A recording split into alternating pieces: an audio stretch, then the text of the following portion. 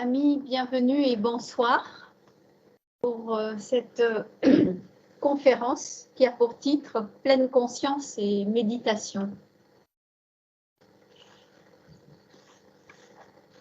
Comme beaucoup de nos conférences organisées dans le cadre des activités de la Loge Unie des Théosophes, sur Skype en ce moment depuis pratiquement 2 ans pour les raisons de pandémie, nous traitons tous ces sujets, en particulier à la lumière de la théosophie, qui est cette philosophie qui est le socle de la Loge Unie des Théosophes et on va dire, de tout mouvement, toute initiative qui veut à la fois la paix et l'unité de toutes les créatures, de tous les hommes, et qui veut que l'humanité progresse dans son ensemble vers une paix durable, un épanouissement permanent.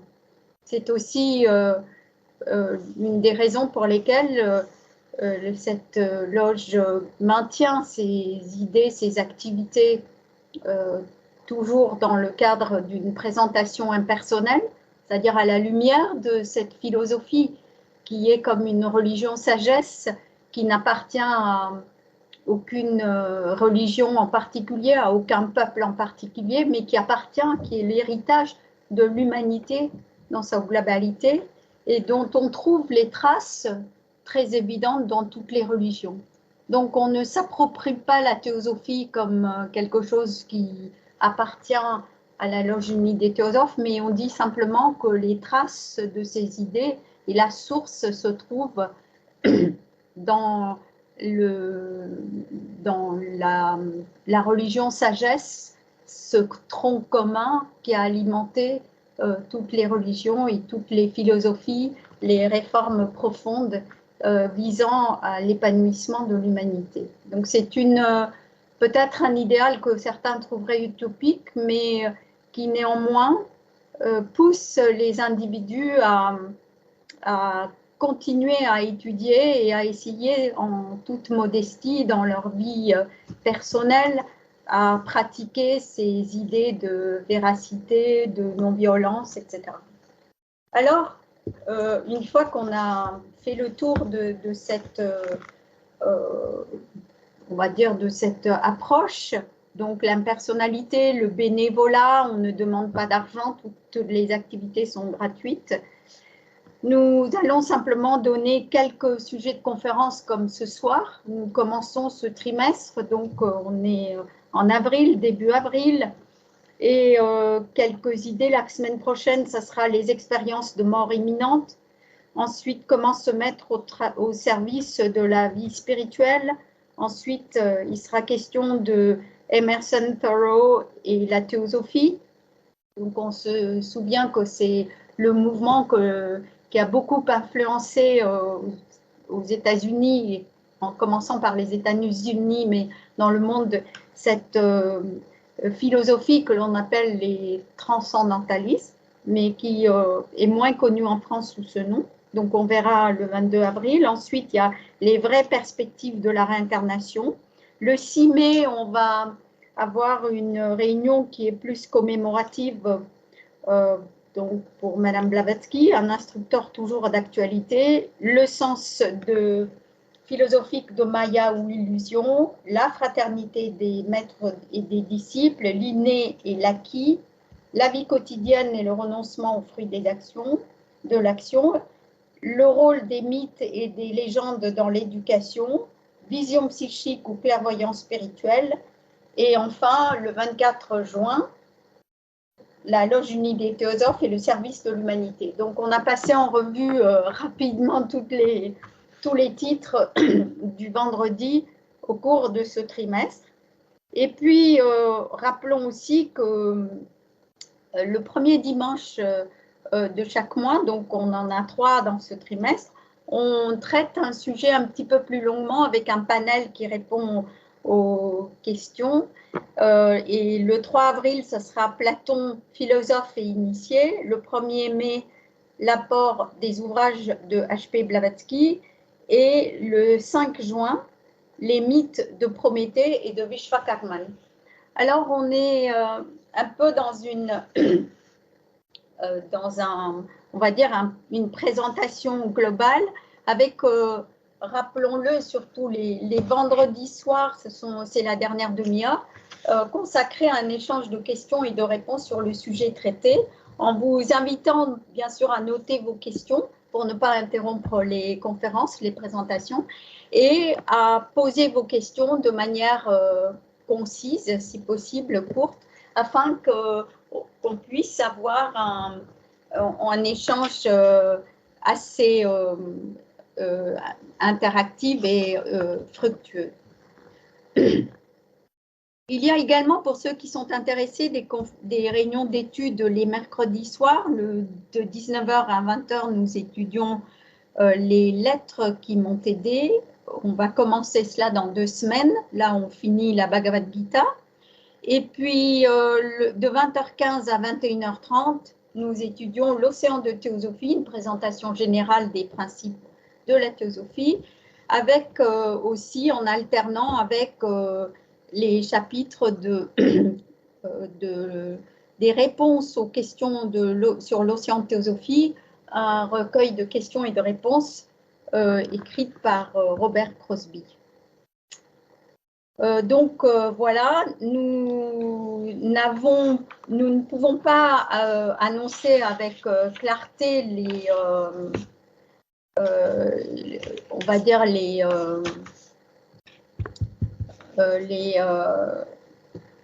le séminaire, mais on va pouvoir vous donner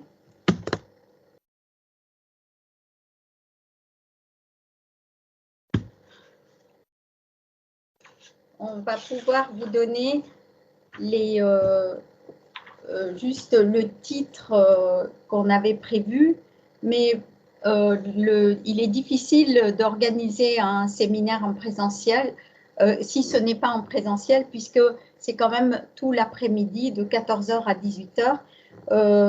De toute façon, nous reprendrons ces sujets à la rentrée si on peut se réunir en présentiel. Le divin et les lois de la nature. Alors, rappelons également que vous pouvez nous contacter. Nous avons des sites, donc www.theosophie.fr. Donc, vous pouvez trouver la présentation sur la Loge unie des théosophes et accéder aux publications aussi par les liens qui y sont. Et puis, vous pouvez également avoir accès au webzine www.horizon théosophique, donc www.horizon théosophique au pluriel, qui est un .fr, un genre de newsletter sur un thème qui est envoyé tous les 2 mois et qui est facile à lire avec pas mal de références et qui vous permet aussi d'avoir donc une vue de la théosophie pratique. Alors, simplement, ces 3 sites, donc y compris les textes théosophiques au pluriel, sont liés. Donc, si vous accédez à un site, vous pouvez aller et naviguer un petit peu pour trouver les autres sites avec les présentations et aussi la possibilité de regarder d'autres activités de nos amis qui participent à la loge de Dijon, qui ont un centre d'études aussi à Lyon, et il y a un groupe en parenthèse. Voilà en gros la présentation de la loge et des activités. Rappelons aussi que nous avons la raison pour laquelle nous avons choisi ces 2 titres pleine conscience et méditation, et pour attirer l'attention sur un mouvement qui n'est pas nouveau, hein, qui est là depuis assez longtemps et qui donne une envolée, on va dire, pour le grand public de la méditation, mais avec toute sa noblesse. Donc, on le verra, il ne s'agit pas de se baser sur des ouvrages un peu journalistiques de vulgarisation que certaines personnes peuvent apprécier ou pas apprécier en disant oui, c'est comme toutes les discussions que l'on peut trouver sur l'idée de pratiquer le yoga dans les écoles ou pas, ou la pleine conscience, etc. Des débats pour savoir si ce sont, en quoi cela, ce que ça apporte, mais on part du principe que des gens sérieux ont soutenu ce mouvement et on verra dans quelques minutes. Avant d'en parler et de faire une petite introduction, on va avoir une très courte lecture c'est une traduction libre de quelques phrases de William Quan Judge qui vraiment traite de l'instant présent et de cette idée que préconise la pleine conscience. Voilà ce qu'écrit William Quan Judge. Je n'accorde pas d'importance à ce que j'étais, ni à ce que quiconque a été. Je ne cherche pas ce que je suis à tout moment. Je ne cherche que ce que je suis à tout moment. Car, comme tout moment est et n'est plus instantanément, il s'ensuit que si nous pensons au passé, nous oublions le présent, et tandis que nous oublions donc le présent, les moments s'envolent devant nous, formant plus de passé. Alors, la pleine conscience telle qu'on va l'exposer est basée sur cette idée d'une grande, on va dire, une initiative qui a eu lieu il y a quelques décennies, mais qui est soutenue par des gens qui sont extrêmement soucieux d'apporter à l'humanité des éléments de paix, de connaissance, de sérénité. Et ça, c'est un point extrêmement important parce que si nous sommes perturbés, nous ne pouvons pas voir ce que la vie nous réserve. Et ces idées ont été préconisées, cette pleine conscience, c'est la traduction, on verra, de mindfulness, mais on le verra dans l'exposé. Cette idée a été soutenue, ce mouvement, depuis des décennies par quelqu'un qui était un scientifique, un généticien que nous connaissons tous sous le nom de Mathieu Ricard et qui est après devenu un moine tibétain sans oublier son côté scientifique et sa rigueur, on va dire, de logique et d'intégrité éthique. Il y a Jon Kabat-Zinn, un professeur et médecin professeur émérite de médecine qui est américain mais qui a voyagé dans le monde entier, qui a aussi été à l'initiative de pas mal de mouvements comme à l'université de Massachusetts et aussi à Strasbourg, à la faculté de médecine, de vraiment montrer que la méditation peut apporter un grand bienfait à tous les patients et donc au grand public, évidemment. Mark Williams, un professeur aussi de psychologie à l'université d'Oxford, Thich Nhat Hanh, donc ce moine bouddhiste qui vient de décéder, un grand militant mondial pour la paix, Christophe André, Alexandre Jolien, etc., etc. Donc, on ne va pas donner une liste juste pour dire que c'est quelque chose qui mérite notre attention, mais on va passer la parole à notre ami qui va faire la présentation de cette pleine conscience et après on prendra la suite pour parler de la méditation, notamment avec l'ouvrage de Patanjali. Bonsoir amis. Donc le thème de pleine conscience et de méditation donc les deux sont liés. Et nous allons un peu expliquer ce qu'est cette méthode de pleine conscience et en quoi elle est liée du coup à la méditation avec l'approche théosophique. Alors, la méditation en pleine conscience ou mindfulness en anglais donc c'est une technique et une manière d'être qui veut simplement dire en fait ça nous explique en fait que nous apprenons à être dans l'instant présent en se concentrant en fait sur son souffle et en prenant conscience de ses pensées et émotions à chaque instant. Ça paraît simple, mais en fait c'est d'une grande simplicité et d'une grande complexité à la fois. Apprendre à être dans l'instant présent, c'est apprendre à se reconnecter en fait à ce qui se passe autour de soi et à l'intérieur de soi à tout moment en fait de nos vies et particulièrement lorsque l'on médite. Mais comme dit Judge, il y a une approche de technique où l'on va méditer de manière régulière à une heure régulière, comme il est recommandé de faire, mais nous pouvons aussi avoir une approche intérieure, une posture intérieure sur toute une vie qui est de cultiver cette conscience le plus possible et être conscient en fait de soi-même et des autres, essayer de se connecter à ce qui se passe.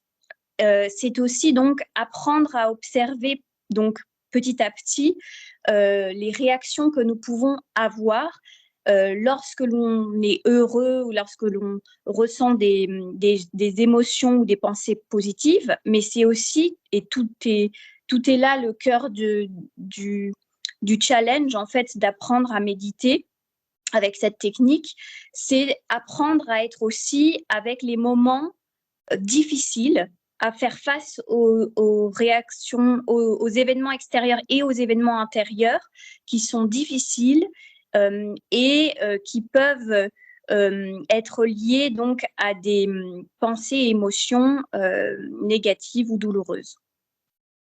Donc cette écoute, en fait, cette technique que nous pouvons apprendre à développer est une pratique et une philosophie de vie qui permet de développer donc davantage en fait la compassion et la bienveillance en fait envers soi-même et les autres.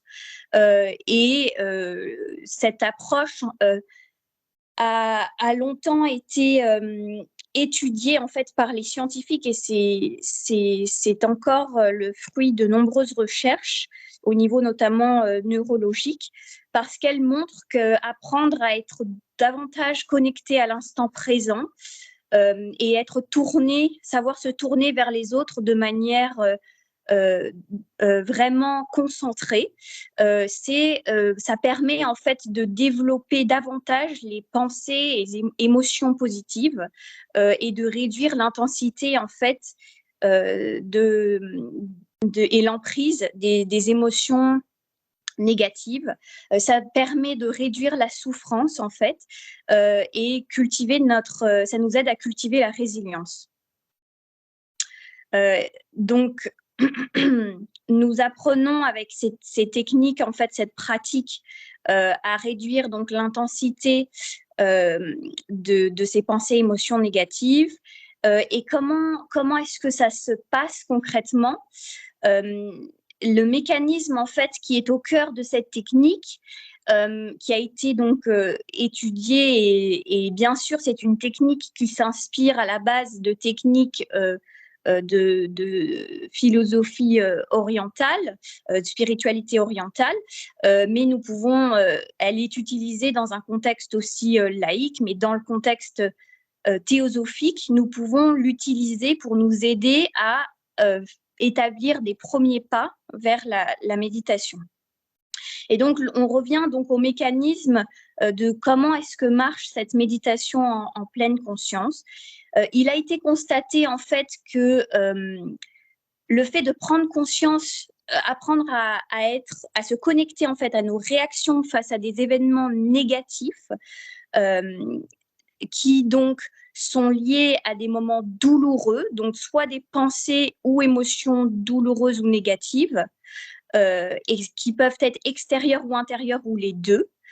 Apprendre à être avec cela, c'est très difficile parce que au niveau du mécanisme mental, il a été constaté que naturellement l'homme va chercher en fait au niveau mental à fuir. Soit il va penser à autre chose et essayer de fuir au niveau mental, soit le mental va essayer aussi d'enfouir et de rejeter en fait nos propres réactions face à la difficulté. Et donc, il se passe en fait une chaîne de réactions automatiques lorsqu'il y a donc un événement extérieur ou intérieur difficile, il y aura du coup cette chaîne de réactions automatiques qui va amplifier en fait et maintenir les difficultés existantes et amplifier et intensifier les émotions et ou pensées négatives, et le mental automatiquement va se rattacher à des trames de pensée négatives qui vont être nourries par le mental et le soi inférieur, qui va essayer d'expliquer en fait telle ou telle réaction en se connectant en fait aux histoires intérieures que le mental se fait pour essayer de comprendre quelque chose. Or, ce mécanisme et ces trames de pensée négatives vont fonctionner comme comme des cercles vicieux en fait. Elles vont donc maintenir le mental sur ces aspects négatifs et la douleur, au lieu de prendre du recul en fait et d'atténuer notre réaction en fait face à ce qui se passe. Donc, en fait, il y a effectivement là l'élément déclencheur et notre réaction. Et ce double effet, en fait, grâce à la méditation en pleine conscience, pourra changer. Grâce à la méditation, on pourra prendre conscience, en fait, d'une part, de l'élément déclencheur, de ce qu'il y a eu, de ce qui s'est passé et de l'état de ce qui est. Et en même temps, nous pouvons prendre conscience, apprendre avec les années à décortiquer et voir notre propre réaction secondaire, impulsive, qui va se connecter, qui va être en réaction automatique. Et c'est cela, en fait, et en prenant conscience de cela, c'est très complexe, mais en apprenant en fait à méditer et en se connectant sur notre souffle, nous pouvons en fait commencer petit à petit à observer en fait le mécanisme automatique intérieur au niveau des pensées, au niveau des émotions, mais aussi ça peut être traduit par des réactions au niveau physique également. Des douleurs physiques peuvent intensifier en fait certaines choses. Et en fait, en apportant du souffle, en apportant une reconnaissance et une prise de conscience de ce qui est en train de se passer, nous pouvons atténuer en fait cette seconde réaction automatique. Et grâce à cela, on va pouvoir en fait mettre un espace petit à petit intérieur, et ça prendra des années et des années de pratique chez la plupart des gens, et nous pouvons du coup développer en fait cette prise de conscience, cette acceptation et cette reconnaissance de ce qui est et de nos propres réactions. Et petit à petit, apprendre petit à petit à reconnaître que telle ou telle réaction automatique n'est pas forcément la vérité, que telle ou telle trame, telle ou telle histoire que notre mental nous raconte pour expliquer telle ou telle chose n'est pas forcément la réelle explication et que nous pouvons en fait reconnaître ce qui se passe et décider petit à petit, avec cette prise de conscience, ce recul, à voir comment intérieurement nous pouvons réagir face à la difficulté ou à la douleur, à la colère notamment, à la haine et ce genre d'émotions qui peuvent prendre énormément de place dans notre mental intérieur. Et grâce à ce mécanisme, au fur et à mesure, nous pourrons en fait développer davantage en fait de calme, de sérénité, de résilience, de compréhension en fait de nos impulsions et de nos réactions automatiques et nous comprendre en fait notre soi intérieur, mais aussi le soi intérieur des autres personnes, c'est-à-dire comprendre davantage en fait notre humanité et ceci nous aidera en fait à développer la sérénité et à permettre de laisser plus de place à notre soi supérieur pour écouter en fait davantage ces petits mots rassurants et cette petite voix qui est beaucoup plus discrète que les réactions négatives, cette petite voix qui nous tire vers le haut et qui peut être liée à notre intuition, à notre soi supérieur.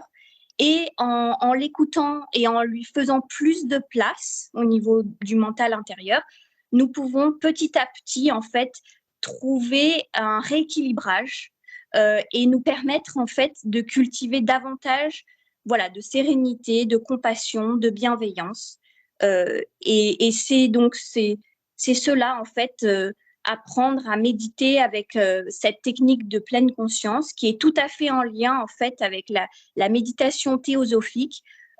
Et ça nous permettra, en fait, c'est une technique parmi d'autres, mais ça peut être tout à fait lié à notre méditation théosophique parce que cette ouverture, cette maturité que nous développons au niveau intérieur pourra nous permettre en fait d'être moins sujet au yo-yo des réactions automatiques et être beaucoup plus dans la tranquillité face au tourbillon en fait de toutes ces émotions et de toute la douleur. Donc ce rééquilibrage intérieur nous aidera à gagner en sagesse, à gagner en compassion et en bienveillance. Et ceci se fera avec la patience, avec la pratique et la détermination également. Et ce chemin sera probablement long et assez difficile par moments, mais la difficulté fera partie de notre pratique. Et la meilleure méditation, c'est la méditation de toute une vie. C'est la vie, en fait, qui nous permettra de mettre en pratique ces techniques. Et c'est la vraie vie avec les vraies difficultés qui nous permettra, en fait, de comprendre comment s'aider soi-même et comment aider les autres vers ce chemin, en fait, de la sérénité. Donc, nous pouvons citer juste une petite citation de Robert Crosby dans la réponse aux questions sur l'océan. On peut aider autrui à voir la vérité en lui-même. C'est sa citation. Et du coup, nous pouvons, grâce à la technique de pleine conscience, aider en fait à soi-même essayer de créer plus de lucidité et de clarté intérieure en rééquilibrant en fait notre vie intérieure. Et pour finir cette explication, avant de passer à la suite, nous voulions vous lire un petit poème de Roger Keyes, qui était donc un spécialiste de l'histoire de l'art japonaise et qui était britannique et qui s'est penché notamment sur les estampes japonaises, sur la grande vague de Kanagawa, pardon. Et son poème s'intitule Okusai-ji. Et cela résume en fait toute la philosophie, la subtilité et la sagesse de cette technique. de méditation en pleine conscience. Donc, Hokusai dit « Regarde avec attention ». Il dit « Sois à l'écoute, en éveil ». Il dit « Garde les yeux ouverts, reste curieux ». Il dit « On ne cesse jamais de découvrir ». Il dit « Regarde venir les années avec sérénité ». Il dit « Ne cesse pas de changer, tu ne fais que t'approcher de qui tu es réellement ». Il dit « Quand tu es dans l'impasse, accepte-la, répète-toi tant que c'est intéressant ». Il dit « Continue à faire ce que tu aimes ». Il dit « Continue à prier ». Il dit « Chacun de nous est un enfant, chacun de nous a une histoire très ancienne. Chacun de nous a un corps. » Il dit « Chacun de nous a peur. » Il dit « Chacun de nous doit trouver une manière de vivre avec la peur. » Il dit « Tout est vivant, coquillages, maisons, humains, poissons, montagnes, arbres. Le bois est vivant, l'eau est vivante. Tout a sa vie propre. Tout vit en nous. » Il dit « Vis avec le monde en toi. » Il dit « Peu importe que tu dessines ou que tu écrives des livres, peu importe que tu scies du bois ou que tu pêches du poisson, peu importe que tu restes chez toi à contempler les fourmis dans ta véranda ou l'ombre des arbres et l'herbe de ton jardin. L'important, c'est d'être attentif. L'important, c'est de ressentir. L'important, c'est d'être en éveil. L'important, c'est que la vie vive à travers toi. Le contentement, c'est la vie qui vit à travers toi. La joie, c'est la vie qui vit à travers toi.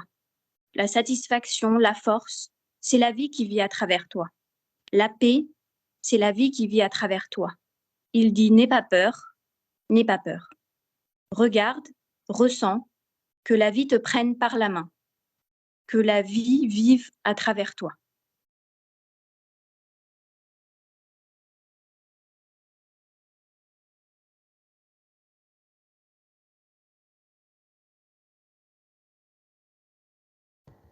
Merci. Alors, pour continuer dans cette même, on va dire, direction, on va parler maintenant de ce que la théosophie peut apporter dans cette aussi démarche et comment il y a une forme de complémentarité et d'accélération qui nous permettra, comme dit Madame Blavatsky dans l'introduction de la doctrine secrète, en donnant une définition de cette méditation qui est une pratique très ancienne, comment on peut se réformer par la méditation et la connaissance, et pour acquérir une deuxième naissance intérieure. Donc, on a vu que cette technique de pleine conscience nous permet de nous poser et de sentir qu'il faut prendre du recul par rapport à ce plan d'émotion et cette impulsivité qu'on a appelé dans l'exposé certaines tendances du soi inférieur. Et si on pense à l'élément connaissance, on va voir que plus l'individu se comprend et essaye de voir comment il est construit et qui il est, plus il peut aussi trouver ce pôle spirituel comme un havre de paix. Alors, dans la technique de la méditation, notamment de Patanjali, mais il ne s'agit pas de dire que c'est hindou, c'est oriental et non pas occidental, etc., mais c'est une pratique universelle. L'idée de réincarnation et de karma sont sous-entendues, dans ce sens que l'âme est cette source spirituelle. Donc, dans la pleine conscience, on n'a pas, on reste très ouvert et on ne rentre pas dans cette idée, mais ce que la théosophie peut apporter, c'est justement ces éléments d'ancrage spirituel qui vont pouvoir donner une énergie supplémentaire, comme cette âme qui est ce foyer de conscience spirituelle, ce soi profond. On va l'appeler la Atma, on va l'appeler l'Ishvara, on va appeler le Bouddha, on va appeler le Christos, etc., quelle que soit la culture.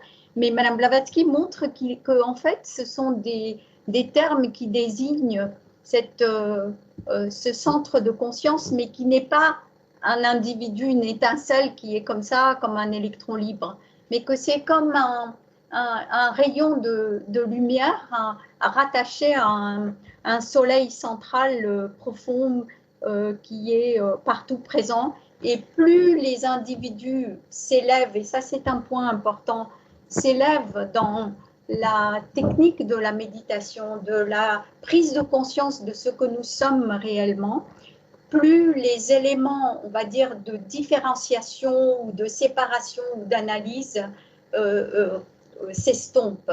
Ça ne veut pas dire que ce n'est pas utile d'avoir un mental qui analyse, mais quand on est dans ce mouvement, cet élan de méditation et de fraternité universelle, ou de paix, ou de non-violence,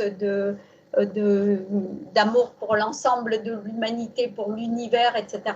Tout élan de ce genre pour le bien, et toutes ces idées, on voit qu'il n'y a plus de barrière. C'est ce qui appartient à notre principe.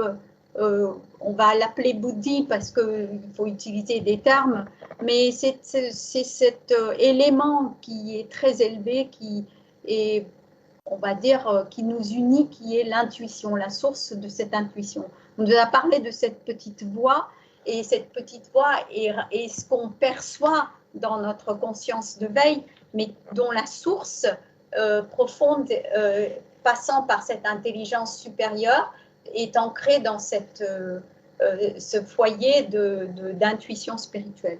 Donc tout cela fait partie de nous-mêmes. Nous sommes une seule conscience qui opérons à travers différents principes.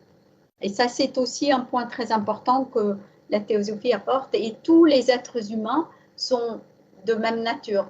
Tous les animaux, toutes les plantes, etc., émanent de cette même source. Il y a un seul principe qui anime tout, et on nous a parlé de la vie dans ce très beau poème qui a été lu. Alors, on nous a parlé aussi de l'énergie, et il est intéressant de voir que la méditation et cette stabilité que nous devons acquérir, donc après cette pleine conscience, on voit bien qu'on vise à une stabilité des émotions, mais en prenant du recul, parce que si on est dans les émotions, il n'y a pas de recul, on a bien compris, et cette stabilité du principe pensant a besoin aussi de l'étude philosophique, et ça viendra alimenter et accélérer ce processus de stabilité. Donc les idées justes, et aussi on nous a parlé de petit à petit. Donc c'est une autre façon de voir cela exprimé dans les termes, on va dire, de Patanjali, c'est l'exercice et le non-attachement. Et ça, c'est aussi un point important, parce qu'on voit qu'il y a des ponts, et que ce n'est pas parce que les vocabulaires sont un peu différents qu'on ne va pas faire le lien. Et donc l'exercice, on a bien compris, il faut revenir dessus, ne pas se décourager, et petit à petit y arriver. Puis le non-attachement, c'est quoi? C'est d'être dans toutes nos actions, dans toute notre vie, dans tout ce que nous entreprenons, dans tout ce que nous faisons, et dans tout ce que nous vivons, d'avoir ce détachement qui n'est pas une indifférence complètement léthargique, mais ce détachement qui est l'indifférence spirituelle, cette indifférence à tout ce qui est bon, mauvais, plaisir, haine, etc., cette dualité, et de trouver un ancrage dans ce qui va nous unir. Et avec ça, il est dit que dans Patanjali, dans le livre 1, que la foi, l'énergie, l'attention, le discernement, tout cela vont nous permettre de nous préparer à la méditation. Et on nous propose de prendre une idée importante comme une semence, par exemple l'idée du soi supérieur, l'idée de la paix, mais quelque chose qui n'englobe pas juste un peuple, mais quelque chose qui tend vers l'universel. Et avec cela, on nous donne notamment l'exemple de cette résonance, de cette image de l'homme qui est partout présent, qui soutient le monde manifesté dans cet univers et qui est cette présence spirituelle qui est partout présent et que nous portons en nous-mêmes puisque nous faisons partie de cela. Et en méditant sur ces idées, évidemment, on va élever cette conscience vers quelque chose de supérieur. Mais on reviendra dessus. Il y a une autre partie, dans la partie 2, par exemple, de cet ouvrage, où il est parlé d'obstacles. Et on nous a parlé pas mal d'obstacles dans l'idée de pleine conscience. Et il est dit que ces obstacles sont pratiques, on va dire, maîtrisés par la méditation. Et sont donnés dans ces 8 pratiques. Et avec ça, il est dit que une technique qui est donnée et qui est plus en rapport avec l'approche du yoga, c'est dans le livre 3 où on parle de l'attention, cette concentration. Une fois qu'on a pratiqué ou on pratique cette méditation de la vie avec la vigilance et en étant ici présent, on va, et en évitant ces associations d'idées, ces fictions, ces imaginations, etc., on va faire attention à une idée et on va fixer, stabiliser le mental sur cette idée et progressivement le mental a la capacité, puisque c'est le principe pensant, hein, c'est un pouvoir que nous détenons et qui est à notre disposition. Ce mental va pénétrer l'idée et la volonté va maintenir cette trajectoire et cette tendance en maîtrisant bien sûr les autres aspects de suggestion, etc. Et à partir de ce moment-là, il y a une fixité plutôt sur un point donné. Et ça s'appelle, en sanskrit, c'est le ekagrata, mais ça veut dire que le mental ne bouge plus et va pénétrer cette idée. Et quelque chose dans notre faculté de penser, puisque c'est un pouvoir qui appartient à l'âme, qui est de cette nature, va lui permettre de rentrer dans l'idée et d'en faire comme le tour, et même de pénétrer dans l'idée de ce qu'est la paix ou la non-violence ou la véracité, la vérité, et de manière à arriver à ce niveau de notre discernement spirituel. Parce que nous contenons, en fait, tout ce que nous sommes en train de faire, c'est de pousser, en fait, les tendances inférieures et d'être comme un aimant qui est attiré vers le pôle spirituel en étant pleinement conscient, donc avec cette vigilance intérieure. Et à ce moment-là, il est dit que tout ce qui est en rapport avec l'objet et la vérité vont prendre les deux,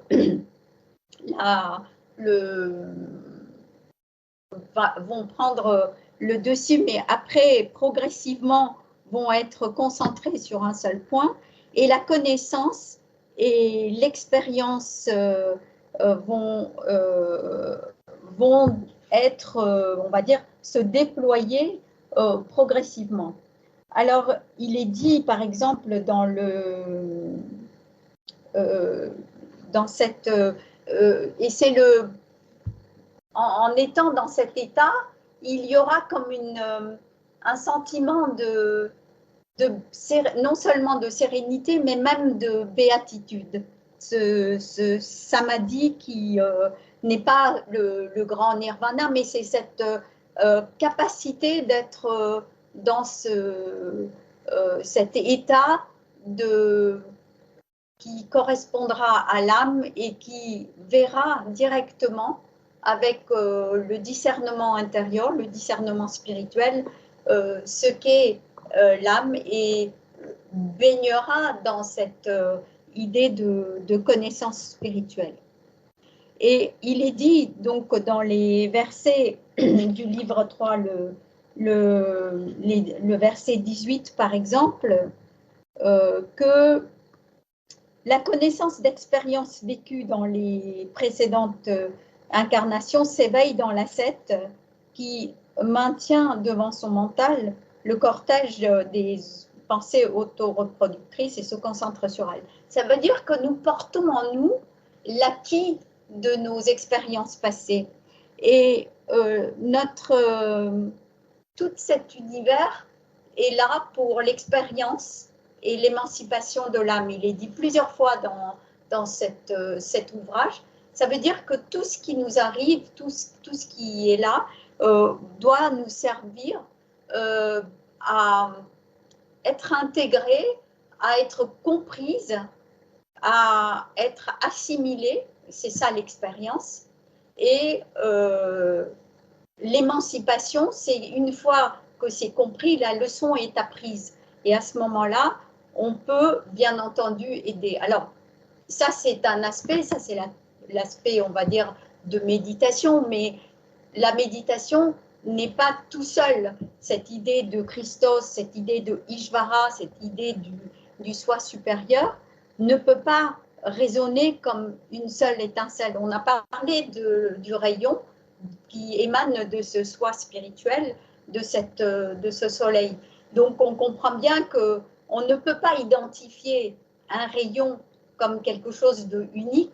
Les rayons du soleil sont évidemment, plus ça s'éloigne, plus c'est identifié, ou on a l'impression que c'est tout seul, quelques rayons par-ci et par-là, mais plus on s'approche du centre, on voit bien qu'il y a ce fondement de ce qu'on va appeler la fraternité universelle comme le point qui nous unit tous. Et nous avons parlé du fait que plus on s'élève, moins il y a de différenciation. Et cette différenciation, c'est précisément ce qui nous donne l'impression d'être différents les uns des autres, d'analyser, de critiquer, mais de comprendre, d'apprendre aussi. Mais plus on va s'élever, plus on va se rendre compte que la compréhension des expériences de vie nous unit à tous. Et on a parlé de l'idée de la réincarnation et de karma qui était sous-entendue, et ça fait partie, ces idées-là font partie de ce qui nous unit aussi et nous permettent de comprendre. Et puis, on va citer aussi le verset 24 qui nous paraît très intéressant, parce que le verset 24, par la pratique de la concentration sur la bienveillance, la tendresse, le contentement intérieur et le désintéressement, l'ascète est capable d'acquérir à son gré l'amitié de quiconque. Mais ça ne veut pas dire qu'on va le faire juste parce qu'on a médité dessus pendant 2 minutes, mais c'est une transformation intérieure. Et puis, il y a aussi cette idée qui nous paraît aussi importante de ne pas être, de ne pas chercher à s'associer ou à partir dans des sphères complètement, on va dire, psychiques. Le but de la méditation n'est pas cela. Et il est dit que le Purusha, cette âme que nous sommes, n'est pas modifié par toutes ces expériences. Et donc, nous voyons que là, plus l'être va se rendre dans cette pratique, plus il va se rendre compte qu'il fait partie de cet univers, et en même temps, il va se détacher de l'aspect, on va dire, des mondanités et de la compagnie extérieure des hommes, et c'est ce qui est appelé l'isolement, mais non pas pour se couper des autres, mais pour être en recul, pour mieux les aider. Et à la fin de ces aporines, il est dit, puisse Ishvara être près de ceux qui lisent ce livre et les aider. Om. Place aux questions.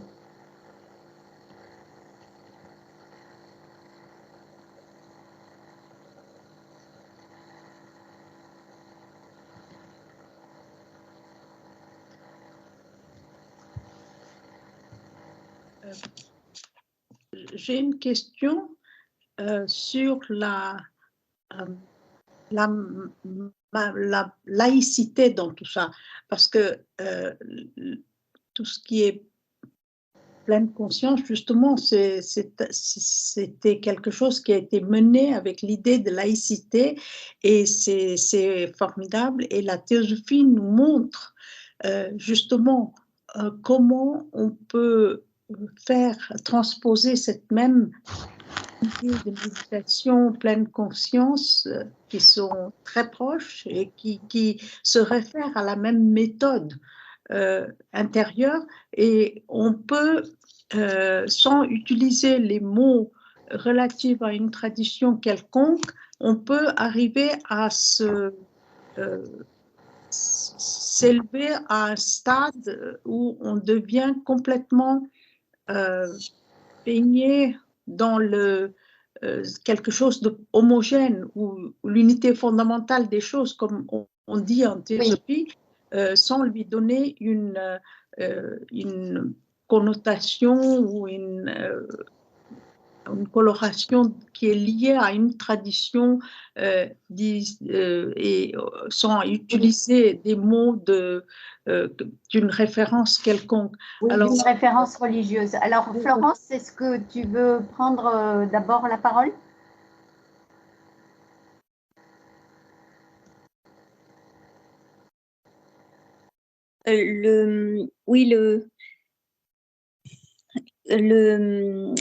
Juste pour résumer la question, pardon, c'était l'idée que la méditation en pleine conscience, c'est effectivement, ça a été développé pour être utilisé dans des cadres aussi laïques, et que la théosophie nous montre que la méditation peut nous aider à nous reconnecter aussi de manière intérieure à notre connaissance spirituelle. Et pardon, est-ce qu'on peut juste redire la seconde partie de la question, juste pour être sûr d'avoir compris? Oui, est-ce qu'on peut, enfin, la théosophie nous aide à aller vers l'unité fondamentale des choses. En fait, c'est ça l'idée, sans apporter ni vocabulaire, ni enfin, référence à une tradition spirituelle ou religieuse quelconque. Oui, effectivement, et du coup, et la question qui englobe cela, c'est comment combiner les deux, c'est ça? Oui, comment combiner les deux et devenir un peu un peu pratiquant de la méditation, tout en étant disons indépendant de toute tradition. Oui, peut-être qu'une partie de la réponse, ça serait la méditation en pleine conscience et d'autres types de techniques qui nous aident à créer, qui nous aident en fait à poursuivre le chemin en fait de la méditation théosophique. C'est simplement nous aider en fait à développer un recul intérieur et de la sérénité et de la compassion et la bienveillance. En fait, c'est une première étape pour nous aider à y voir clairement de manière intérieure et à développer une certaine clarté, lucidité qui favorisera en fait un développement spirituel qui nous aidera à être beaucoup plus propice à étudier et à développer notre vie et fort intérieur, en fait.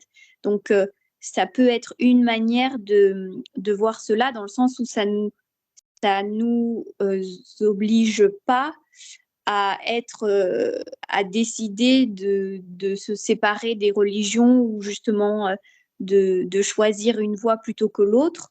On peut combiner différentes choses afin de poursuivre en fait ce que l'on ressent intérieurement pour nous faire nous aider à accéder à la connaissance au niveau de notre soi supérieur, peut-être.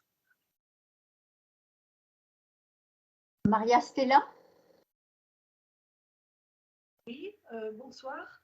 Ne risque-t-on pas de se fourvoyer en essayant d'être en pleine conscience, en étudiant ses comportements, ses réactions, etc., en étant seul? Parce que on sait que quand on veut faire une étude psychologique, on a besoin d'un regard extérieur pour ne pas se tromper, pour ne pas tourner en rond, tout simplement. Est-ce que dans ce cas-ci, qu'est-ce qui garantit de l'objectivité? Oui, merci. La question? Vas-y, Florence. Oui, pour résumer la question, c'est effectivement, est-ce qu'avec la technique notamment de méditation en pleine conscience, est-ce qu'il n'y aurait pas un risque de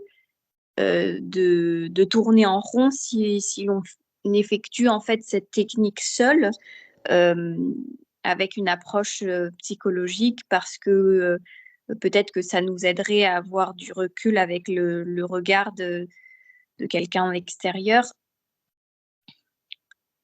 Effectivement, en fait, il y a une différence entre avoir en fait une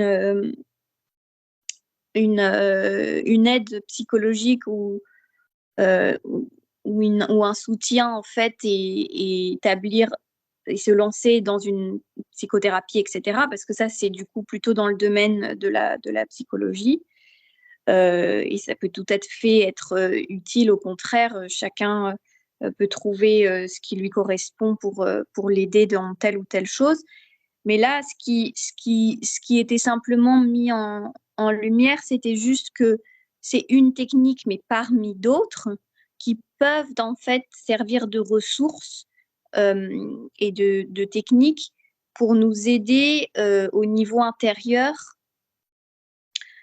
parce que effectivement, ça peut nous aider à appréhender en fait ces moments que l'on a tendance à fuir et à rejeter, c'est-à-dire les moments de difficulté. Mais les spécialistes, notamment scientifiques, et les psychiatres et psychologues et chercheurs qui travaillent sur ces sujets sont tout à fait clairs dans leur approche en disant ce sont des techniques parmi d'autres, ça ne sera pas forcément un remède miracle pour tout le monde, et c'est surtout pas et le soutien psychologique, si on en a besoin, ce n'est pas à négliger. Et juste pour faire le lien avec la théosophie, ça peut nous aider, dans pas mal de cas, ça peut nous aider en fait à développer un terreau en fait propice à la méditation théosophique. Et ce qui a été expliqué en deuxième partie, c'est que la méditation théosophique vient aussi du fait que l'on étudie. Donc, la méditation, c'est une technique qui nous aide en fait à développer un certain état d'esprit et une posture intérieure. Et en même temps, on peut combiner avec l'étude théosophique qui est essentielle pour comprendre en fait tous ces mécanismes intérieurs au niveau du mental, au niveau du psychique. Et c'est à travers la combinaison de ces techniques que l'on peut accéder en fait à la connaissance spirituelle intérieure, qui nous aidera en fait à prendre du recul et à et appréhender les choses. Mais ceci prendra sûrement pas mal de vie, hein, c'est sûr. Merci. Alors, juste un point aussi par rapport à ce qui vient d'être, tout ce qui vient d'être dit.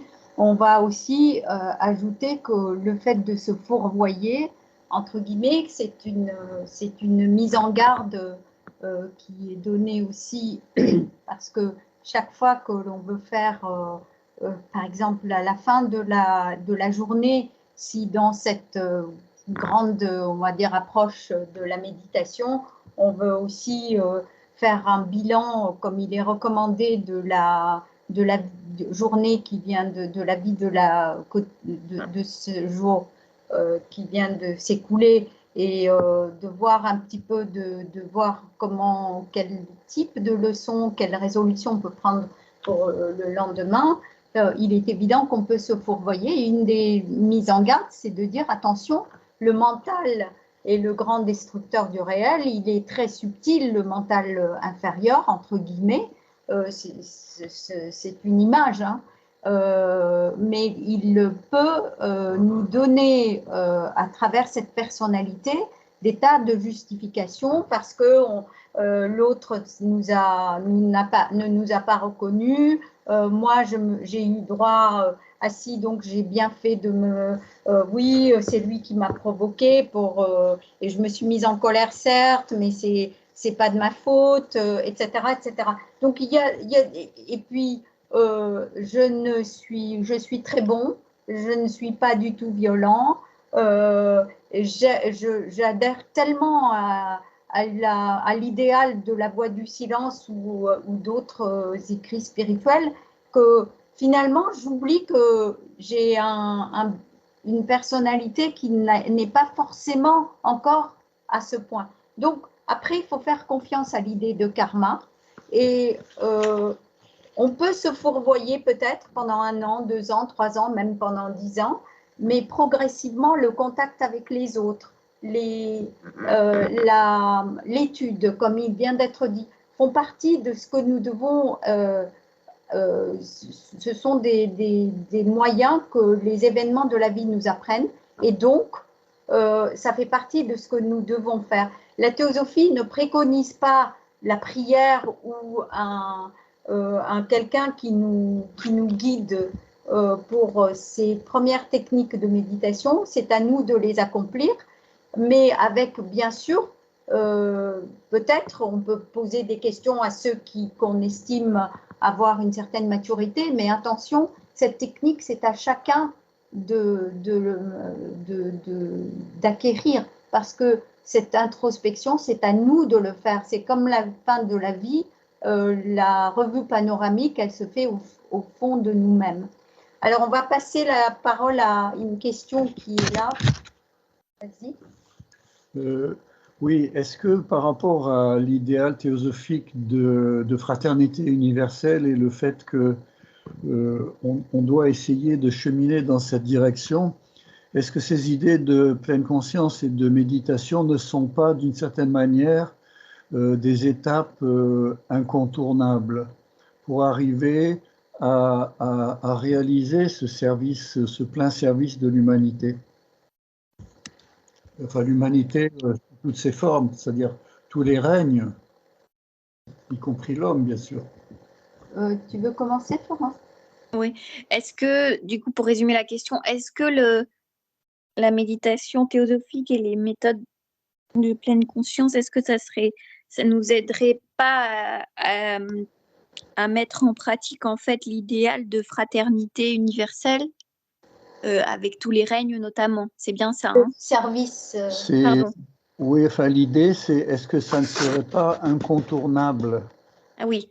Est-ce que ça ne serait pas incontournable pour se mettre au service en fait de la fraternité universelle? Effectivement, il y a de multiples chemins hein, qui mènent à la vérité. Et l'idée, c'est, comme il a été redit, hein, c'est important aussi de garder en tête que il faut pas, il faut essayer de développer sa vie intérieure et sa sagesse intérieure, son fort intérieur en méditant et en se tournant vers son intériorité et essayer de pas dépendre des autres, mais essayer de cultiver ça en autonomie et en combinant ça avec les écrits théosophiques. Et effectivement, en fait, les étapes pour se tourner vers les autres, en fait, c'est effectivement, comme disent de nombreux sages, grands maîtres de sagesse, on ne peut pas aider les autres s'il n'y a pas un calme intérieur. Comment est-ce qu'on peut développer la compassion, la bienveillance, la sagesse, le lien spécial avec la nature, aider les autres, développer notre pureté? Comment est-ce qu'on peut faire tout cela si on n'a pas un calme et une sérénité intérieure? Et ce calme et cette sérénité nous aide à accéder à nos ressources intérieures et à notre intuition de Bouddhi.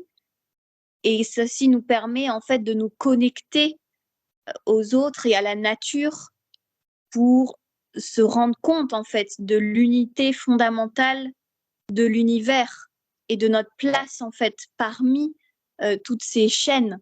Et d'aider à notre petite échelle, aider et s'apercevoir de tout ce lien qu'il y a entre tous les êtres dans ce cosmos en fait. Donc ça pourrait tout à fait être une possibilité, une piste effectivement essentielle. Oui, il nous semble effectivement qu'il y a cette idée et dans cette approche, quand on voit que voilà ce qui est dit, quand la non-violence et la bonté sont pleinement développées, le yogi, bien sûr, c'est celui qui a réussi, entre guillemets, qui a pratiqué avec succès cette technique de méditation, donc celui qui a atteint l'illumination cultivée de l'âme, il est dit, et donc il y a une complète absence d'inimitié, tant pour les hommes que pour les animaux, etc., auprès de lui. Donc aujourd'hui, nous voyons, en fait, quand on est là autour de nous et qu'on voit toutes ces difficultés et ces guerres, on va dire ces perturbations entre les humains, on pourrait dire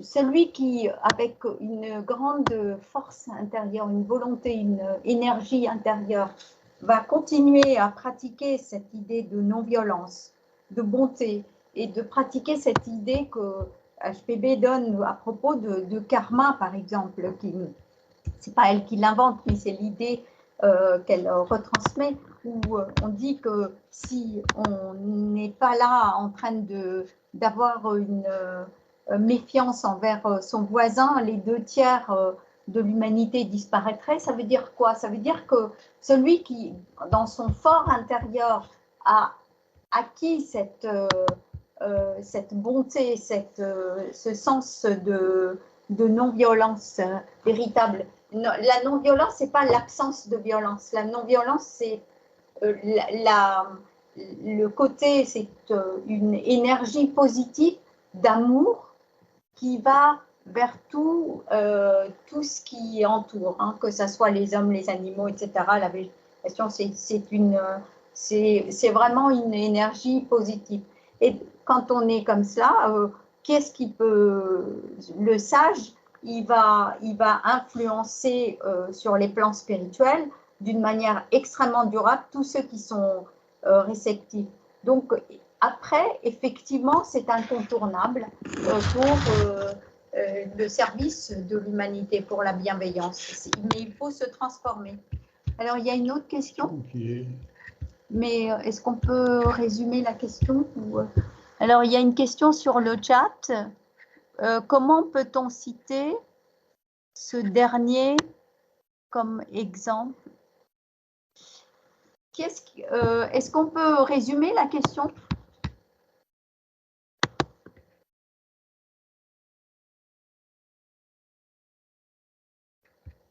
Est-ce qu'il y a d'autres questions en attendant qu'on lise la question? Il est fait ici mention de la rigueur scientifique de Mathieu Ricard, très souvent cité comme exemple, et l'éthique qu'il incarne. Ça fait penser à Platon que nous aurons dimanche. Ok, bon, allons au fait en fait, parce que ça, ok. La théorie du noble mensonge, car j'ai des difficultés à comprendre l'éthique. Donc voilà, bon, ok, de Mathieu Ricard en Afrique, plus précisément en Afrique du Sud et en Ouganda. Il y a installé des centres lucratifs de méditation bouddhique où le bouddhisme tibétain est enseigné avec rigueur et au détriment des conceptions locales, voilà, du but de la ST, et qui se vend au prix d'or, ses livres, etc. D'accord, alors dans ces cas-là, oui.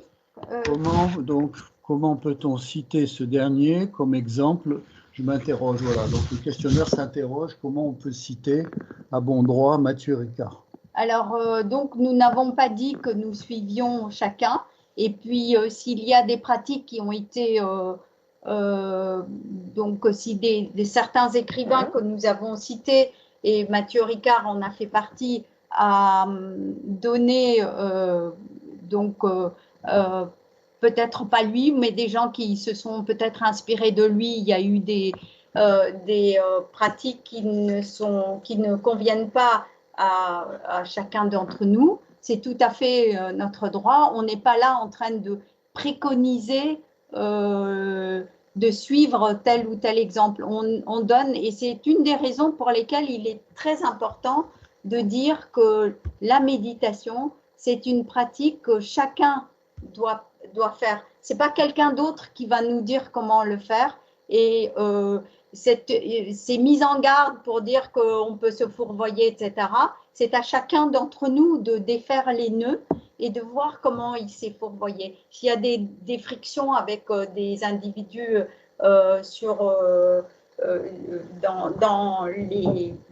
dans des équipes de travail, etc., eh bien, il faut aller peut-être sonder un peu plus dans les profondeurs de chacun d'entre nous, mais c'est à chacun de le faire. Alors, on va prendre une question, Germain. Il y avait une question. La dernière question. Oui, la question, c'est de savoir quelle est la part de l'initiation dans ce processus de méditation que vous avez décrit.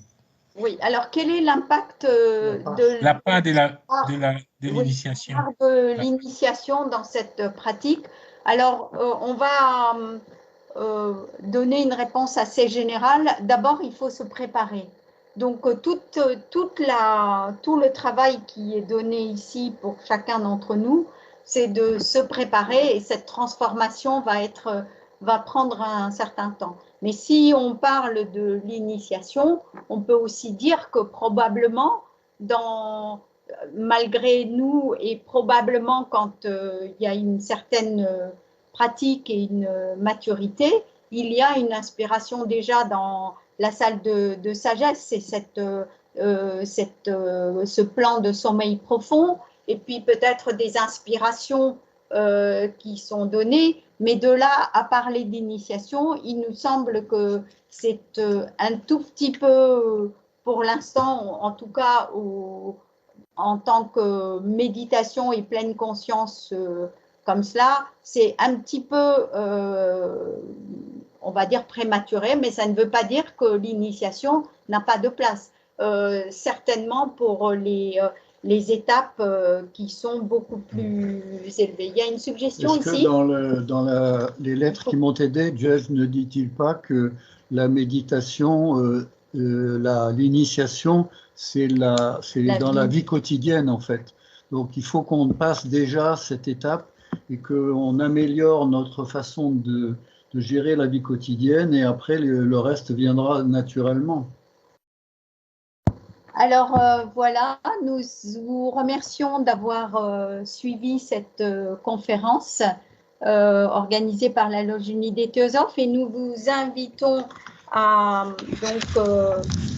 vous connecter aussi la semaine prochaine à la même heure sur donc les expériences de mort imminente. Et puis on a aussi dimanche dans 2 jours à 17h30 cette fois-ci, et non pas à 20h15, hein, à 17h30 jusqu'à 19h, la conférence sur Platon, philosophe et initié. Merci, bonsoir. Merci et bonne soirée. Merci, bonsoir. Merci, bonsoir. Merci, bonsoir. Merci. Merci, bon week-end. Merci, Bonsoir. bonsoir. Bonsoir à tous.